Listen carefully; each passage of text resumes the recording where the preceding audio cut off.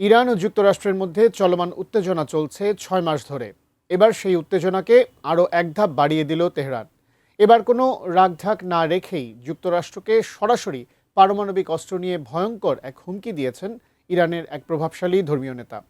তার সেই হুঙ্কারে নড়ে চড়ে বসেছে পশ্চিমা বিশ্ব। তাহলে ইরান কি সত্যি তার দীর্ঘদিনের পরমাণু নীতিতে বড় পরিবর্তনের ইঙ্গিত দিচ্ছে? বিস্তারিত জানাচ্ছেন শেখ ফরিদ। এতদিন ইরানের হুমকির কেন্দ্রবিন্দুতে ছিল দূরপাল্লার ক্ষেপণাস্ত্র ও ড্রোন। সেই সঙ্গে হরমুজ প্রণালী ঘিরেও তৈরি হয়েছিল নতুন উত্তেজনা। কিন্তু এবার ইরানের এক প্রভাবশালী ধর্মীয় নেতা এমন মন্তব্য করেছেন যা মধ্যপ্রাচ্য সংঘাতের পুরো হিসাব পাল্টে দিতে পারে। ধর্মীয় নেতা বলেন, পরিস্থিতি যদি আরও এক ধাপ এগোয় তবে ইরান এমন সিদ্ধান্তের দিকে যেতে পারে যা নিয়ে বহু বছর ধরে পশ্চিমা বিশ্ব সবচেয়ে বেশি উদ্বিগ্ন। অর্থাৎ ইরানের সমরাস্ত্র হুমকির কেন্দ্রে এবার প্রকাশ্যে উঠে এসেছে পারমাণবিক অস্ত্র। নতুন বাংলাদেশ গড়তে এলো জুলফিকার স্টিল। জুলফিকার স্টিল এমন সতর্ক বার্তা দিয়েছেন ইরানের আহবাজ শহরের জুমার নামাজের খতিব ও ধর্মীয় নেতা মোহাম্মদ নবী মুসাবি ফার্দ। তিনি বলেন, প্রতিপক্ষ যদি ইরানের গুরুত্বপূর্ণ অবকাঠামো লক্ষ্য করে বড় ধরনের হামলা শুরু করে তবে পরিস্থিতি সম্পূর্ণ ভিন্ন দিকে যাবে। তার ভাষায়, যদি ইরানের অবকাঠামো লক্ষ্য করে যুদ্ধ শুরু হয় তবে তেহরান বাধ্য হয়ে পরমাণু অস্ত্রের দিকে হাত বাড়াবে। এমন বক্তব্যের পরই নড়ে চড়ে বসেছে পশ্চিমা বিশ্ব।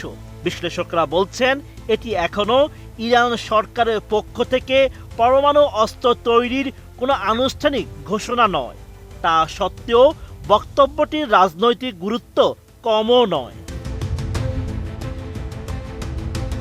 বক্তব্যের এক পর্যায়ে যুক্তরাষ্ট্রকে সরাসরি যুক্ত করে সতর্ক বার্তা দেন মুসাবি ফার্দ।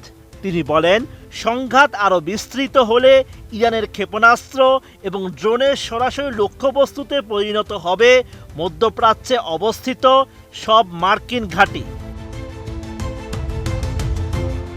এদিকে ইরানের সর্বোচ্চ নেতা আয়াতুল্লাহ মোস্তফা খামেনির উপদেষ্টা মোহাম্মদ মুকবারও এক পৃথক বক্তব্যে আরও কঠোর সতর্কবার্তা দিয়েছেন। তার হুঁশিয়ারি, ইরানের নীতিগত শর্তগুলো পূরণ করা না হলে চলমান পরিস্থিতি আক্রমণাত্মক যুদ্ধের পর্যায়ে মোড় নিতে পারে। বিশ্লেষকরা বলছেন, ইরানের তরফ থেকে এখন দুটি স্পষ্ট কৌশল দৃশ্যমান।